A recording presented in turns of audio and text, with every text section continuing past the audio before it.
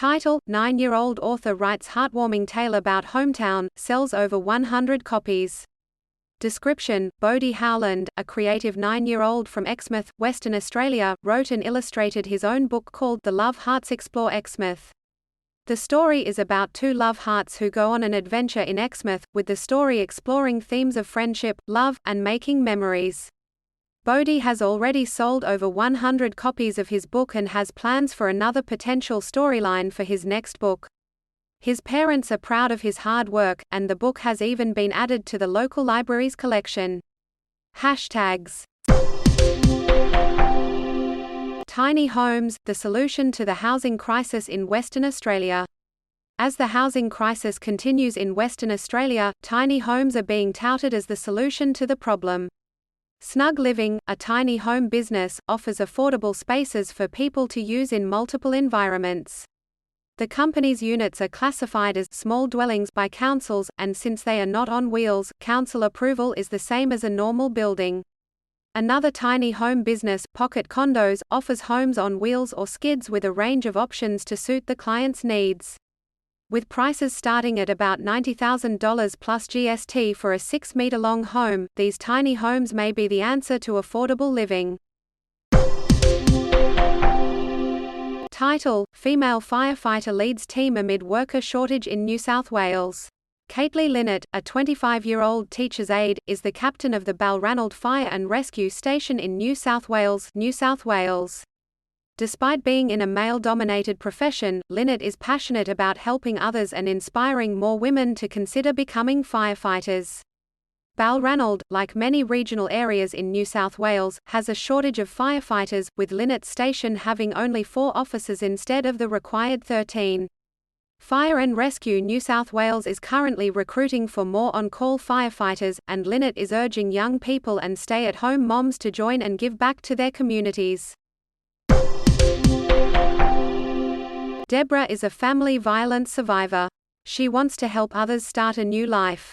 Deborah Thompson, a survivor of family violence, has written a book titled Tasmanian Voices: The Family Violence Epidemic, where she shares her experiences and insights in the hopes of starting a conversation about domestic abuse. She aims to dispel common misconceptions about abuse, including the perception that it's only physical. Thompson believes that psychological and emotional abuse can cause just as much trauma as physical abuse. The book is intended to be a reference guide and educational tool for social service workers, policymakers, and the public. In Gender Equality Tasmania's Alina Thomas emphasised the importance of hearing from victim survivors to understand the impact of abuse. Title: What We Learned from Indictment Against Trump. Former President Donald Trump has been indicted on 37 criminal counts, including the willful retention of national defense information and conspiracy to obstruct justice. He is accused of unlawfully holding onto classified material, including information on nuclear programs, potential vulnerabilities of the U.S. and its allies to military attack, and sharing some of it with others who were not authorized.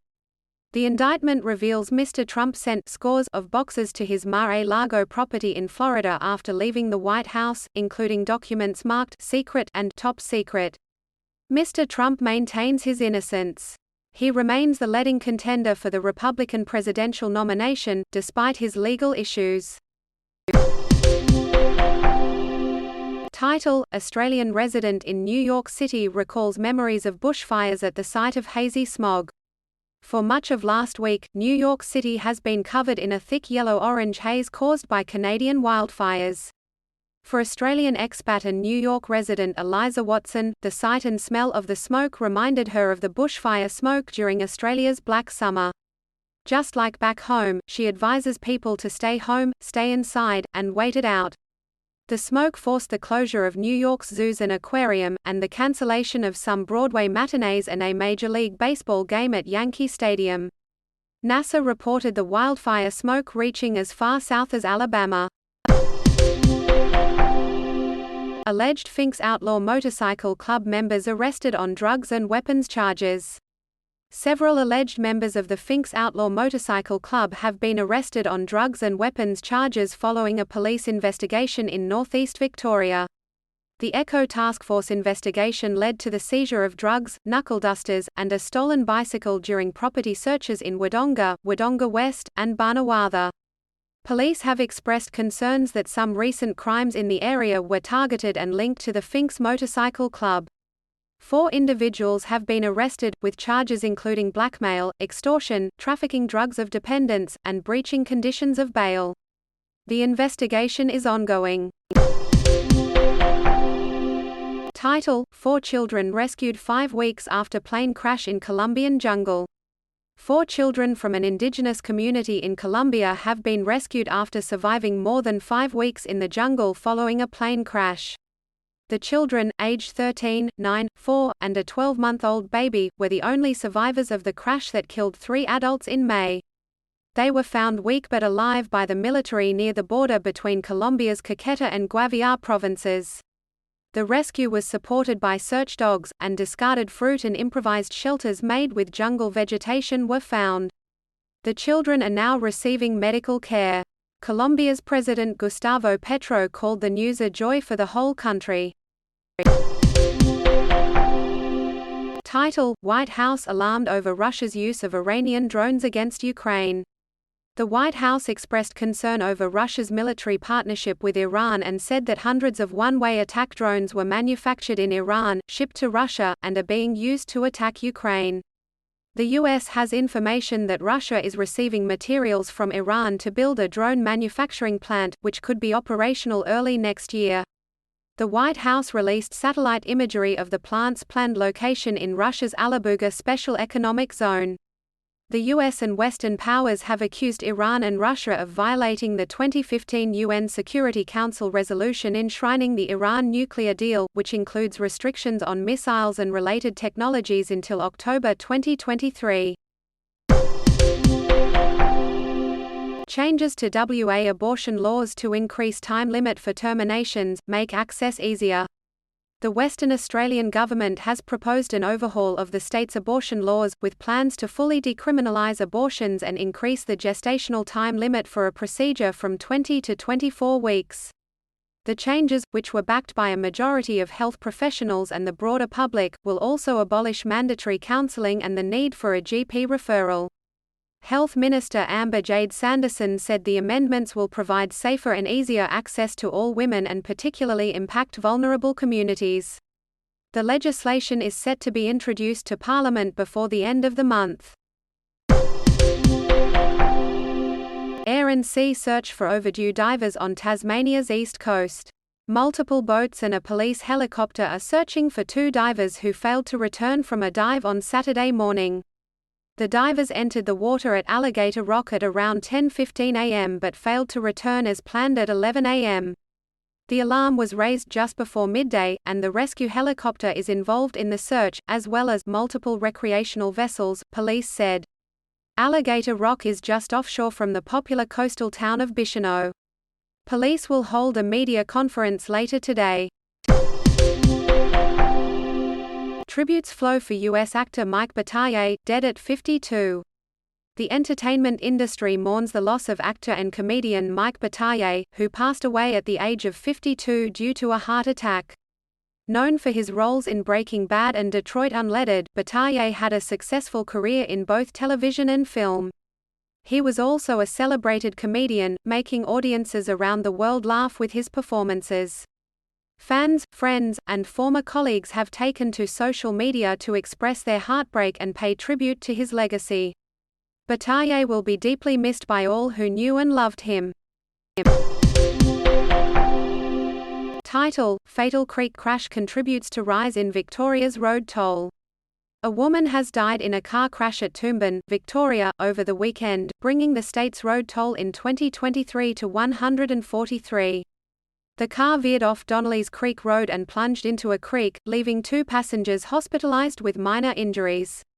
The identity of the driver has not been confirmed, and the circumstances around the accident are still unknown. The crash comes as authorities have warned drivers to take caution over the long weekend, with the state having recorded its worst year-to-date road toll since 2007. Another crash at Mirambar, near Mount Buller, left an 18-year-old driver lucky to escape uninjured. Gallagher denies misleading Parliament over knowledge of Brittany Higgins' rape allegation. Senior Labour Minister Katy Gallagher has confirmed having prior knowledge of some details of a rape allegation made by former Liberal staffer Brittany Higgins. However, she denies misleading Parliament over the issue. The Albanese government is accused of weaponising the rape allegation and using it against Scott Morrison and the then coalition government in 2021. The Australian newspaper published private text messages between Ms. Higgins and her partner, David Shiraz, appearing to show the pair alerting Labor MPs about the allegation before going public with the story.